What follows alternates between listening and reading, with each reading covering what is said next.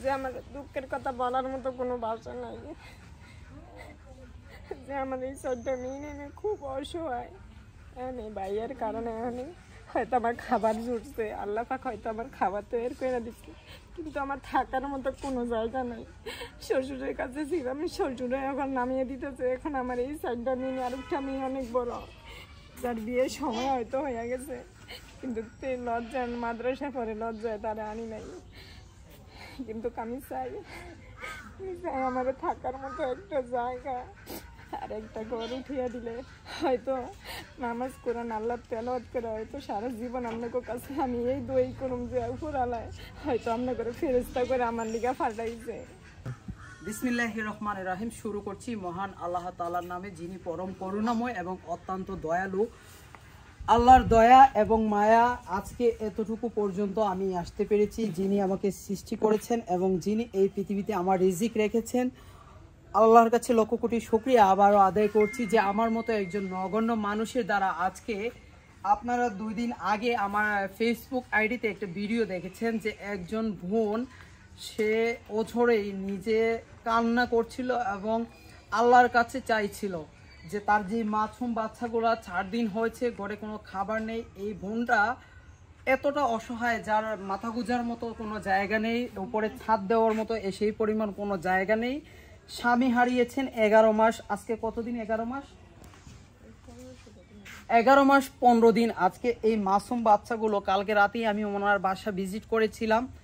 কালকে রাতে যে অবস্থাটা দেখেছি, এই করুণ অবস্থা আমার এই জীবনে আমি কখনো দেখি না। এই মাসুম বাচ্চাগুলো যে কালকে রাতে কি খেয়েছিল আপনার দেখলে অবাক হয়ে যাবেন, যেটা আমি নিজ চোখে দেখেছি।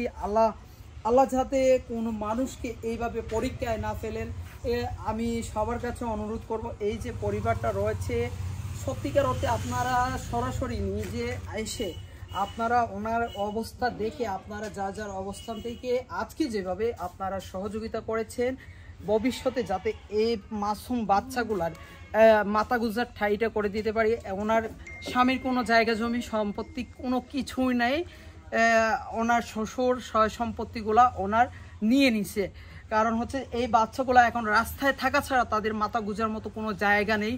আমি চাচ্ছিলাম যে আমার শুভাকাঙ্ক্ষী যারা রয়েছেন দেশ এবং প্রবাস থেকে, যারা কন্টিনিউ আমার ভিডিওগুলো দেখেন, এই অসহায় মানুষগুলোকে যারা ভালোবাসেন, এই মানুষগুলোর জন্য মাথা গোজার ঠাই করে দিতে চাই তাদেরকে 2% 3% একটা জমি দিয়ে সুন্দর একটি তাদেরকে ঘর তৈরি করে দিতে চাই। ভিডিওটি আপনাদের কাছে আমি আজকে মেসেজ হিসাবে পাঠাচ্ছি। এই বোনের সাথে আমরা এখন কথা বলবো, সে কি চাচ্ছে আপনাদের কাছে, তাকে আমরা কিভাবে সবাই মিলে সহযোগিতা করতে পারি। করুণ অবস্থা, কালকে যে অবস্থা আমি আপনাদের সাথে সেই যে ওনার যে পরিবার শ্বশুরের যে অবস্থাটা, আমি কোনো এক সময় আপনাদের সাথে সেই বিষয়টা শেয়ার করব এবং আজকে তার থেকে আমরা অনুভূতিটা শুনবো যে সে এই যে এতদিন 4টা দিন বাসায় তার কোনো খাবার ছিল না, এই মাসুম বাচ্চাগুলোকে নিয়ে অনাহারে দিন কাটিয়েছে। শুধু সামান্য কয়টা মুড়িও ছিল না বাসায় তার খাবারের মতো। আজকে যে এই বাজারগুলো, তুমি বাজারগুলো দেখাও, আমার সকল রেমিটেন্স যোদ্ধা প্রবাসী ভাই বোনদের ঘাম জড়ানো অর্থে আজকে 3 মাসের বাজার আমরা তাকে করে দিয়েছি, যাতে এই 3টা মাস এই বাচ্চাগুলোর খাবারের কোনো কষ্ট না হয়। আমি তাকে কথা দিয়েছি যে আমি যতদিন এই পৃথিবীতে বেঁচে আছি আমার এই বোন কোনো কষ্ট করবে না, এই মাসুম বাচ্চাগুলো খাবারের জন্য কোনো কষ্ট করবে না। শুধু আপনারা আমার জন্য দোয়া করবেন আর সহযোগিতার হাতটুকু বাড়িয়ে দিবেন। আপু, আপনি কিছু বলেন যে আপনার কি সমস্যাটা আমার ভাই বোনরা জানতে চায়। আসসালামু আলাইকুম, সবাই ভালো থাকবেন। যারা আমার জন্য কাজ করে তাদেরও আল্লাহ থাকতে পারবে। যে আমার দুঃখের কথা বলার মতো কোনো ভাষা নাই। যে আমার এই 4টা মেয়ে নিয়ে খুব অসহায়। এই ভাইয়ের কারণে হয়তো আমার খাবার জুটছে, আল্লাহ পাক হয়তো আমার খাবার তৈরি করে দিচ্ছে, কিন্তু আমার থাকার মতো কোনো জায়গা নাই।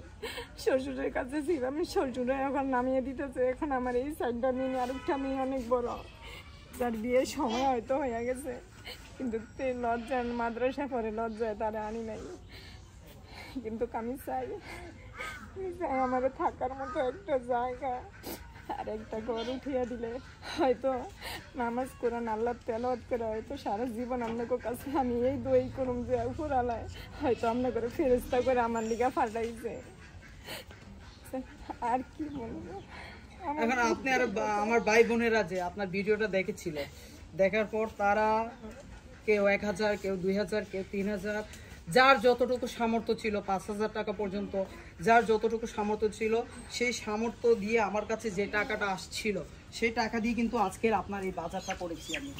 এই যে কালকে দেখছে এই বাচ্চাটা বলছিল মুরগির গোশত, আজকে তার জন্য আমি 2টা মুরগি কিনেছি, 5 লিটার তেল, 10 কেজি আপনার হচ্ছে পেঁয়াজ, 15 কেজি পেঁয়াজ, 7 কেজি আলু, এই যে এই বিস্কিটগুলো তাদের জন্য কিনেছি, সকালবেলা এই বাচ্চাগুলো খেতে পারবে।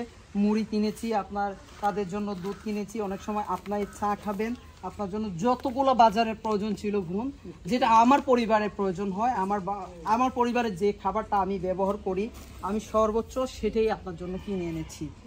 আমি সেখান থেকে 1 কাপ রং চাও পর্যন্ত খাই নাই আপনার টাকা থেকে, সেটা আপনি বিশ্বাস করেন? আলহামদুলিল্লাহ বিশ্বাস। এই যে বাজারটা পাইছেন, আপনি কি আল্লাহ তাআলার শুকরিয়া আদায় করছেন? আলহামদুলিল্লাহ, শুকর আলহামদুলিল্লাহ। হয়তো আমার এই খাবারগুলো আমার কিসমতে সিলে দিকে আসছে।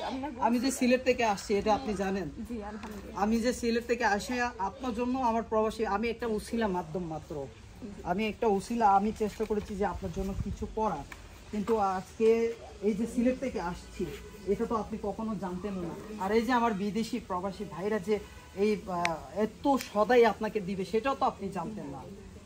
আপনি আল্লাহর কাছে খাস নিয়তে আপনার সত্য যে জিনিসটা সেটাই চাইছিলেন, সেটাই কিন্তু আপনার একটা মিথ্যা কিন্তু 1000 দেখা নেই।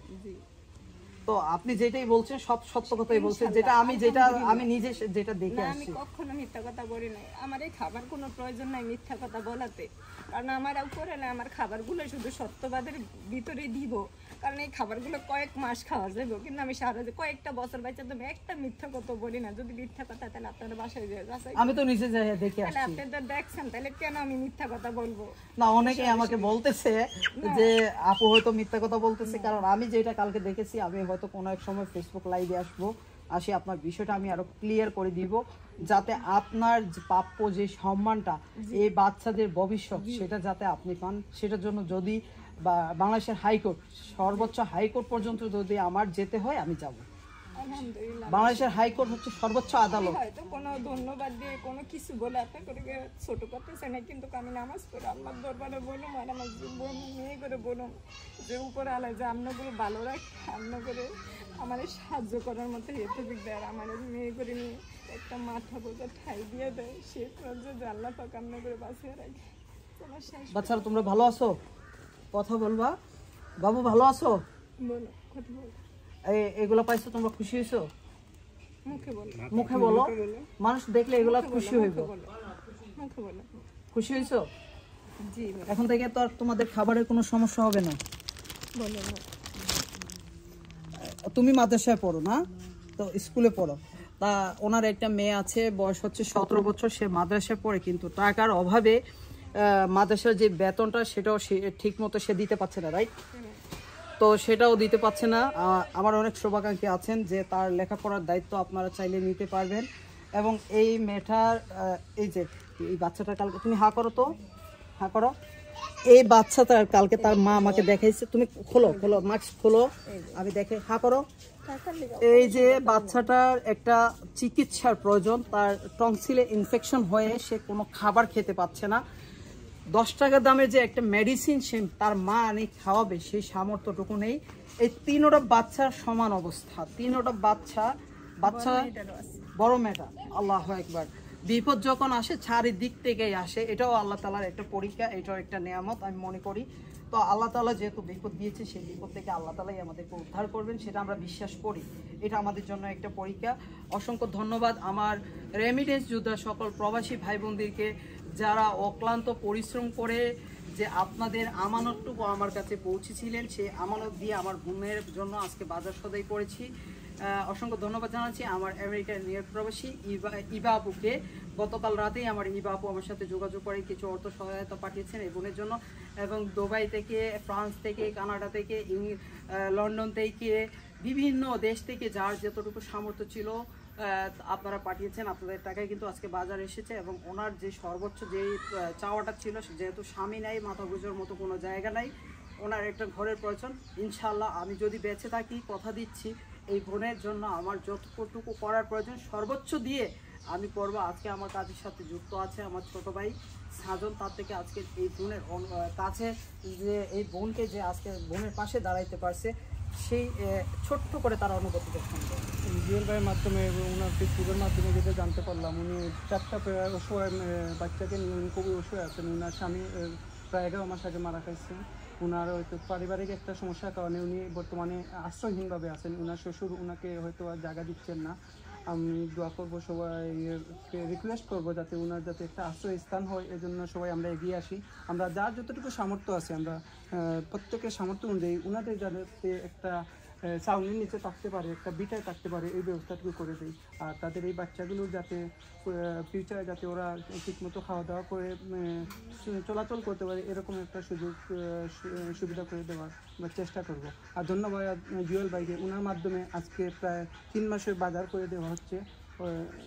হয়তো বা এই 3 মাস ওনারা কোনো উত্তর পাবেন, কিন্তু এর পরবর্তীতে ওনাদের কী হবে না হবে সেটা হয়তো একমাত্র আল্লাহ মাহবুদে জানেন। আমরা সবাই ওনাদের জন্য দোয়া করি এবং ওনাদের পাশে দাঁড়ানোর চেষ্টা করি। ধন্যবাদ। অসংখ্য ধন্যবাদ ছোট ভাই। মামা কিছু বলবা? অসংখ্য ধন্যবাদ ছোট ভাই সাজনকে, ধন্যবাদ সকল প্রবাসী ভাই বোনদেরকে যারা সহযোগিতা করেছেন। আশা করি ভবিষ্যতে ওনার জন্য যদি কোনো সহায়তার প্রয়োজন হয় আমি আপনাদেরকে মেসেজের মাধ্যমে জানিয়ে দিব। আপনারা সবাই যার যার অবস্থান থেকে সহযোগিতা করবেন।